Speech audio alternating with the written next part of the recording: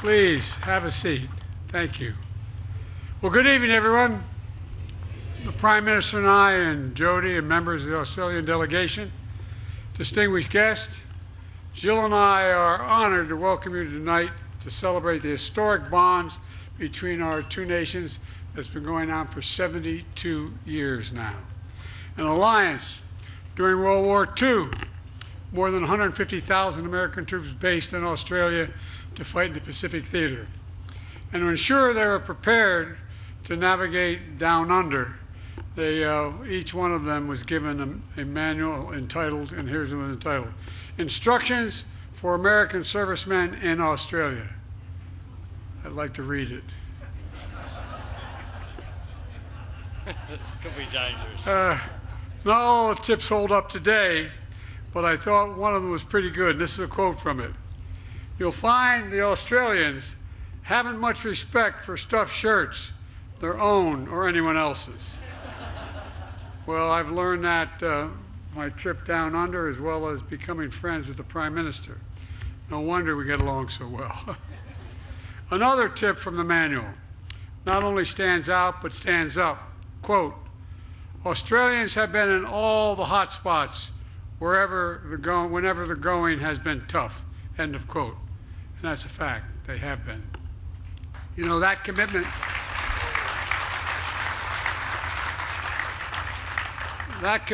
to face tough challenges, that courage to fight for a better future, that's what's always brought America and Australia together. I saw this growing up with my grandfather, Ambrose Finnegan, who lost his son in the Pacific in World War II. He would literally straighten his shoulders every time Australia, the country Australia, was mentioned. He just straightened up, straightened his shoulders. I saw it with my own son. Major Bo Biden of the National Guard spent a year in Iraq, told me how he could always count on Aussies to have his back. That's a fact. That's what he said. He meant it. And you know, that old remembrance promise, at the going down of the sun and in the morning, we will remember them, period.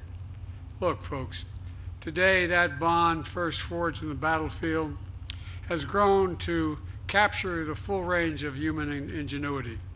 Australian and American workers are building the future together. Australian and American students are innovating together. Australian and American engineers are working together to support Artemis missions to return human beings to the moon and from there to Mars.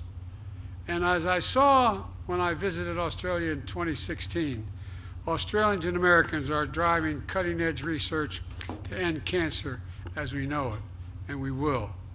Research that has only grown, with Australia teams recently mapping 949 cancer cell lines across 40 types of cancers. Ladies and gentlemen, a great deal of the history of our world will be written in the Indo-Pacific in the coming years. Australia and the United States must write that story together. We must continue to advance freedom, security, and prosperity for all. Continue the vital work in both our nations of building strong partnerships, of upholding nation-to-nation commitments and to native peoples. Continue to defend the values of great democracies, freedom of expression, freedom of religion, and freedom from fear. And continue to build a future worthy of our highest hopes, even when it's tough, especially when it's tough. For we know that's when it matters the most. Mr. Prime Minister, today our two nations meet the future, emboldened with the confidence all that's come before. That's what built our confidence. All that has brought us here, and all that Australia and America are.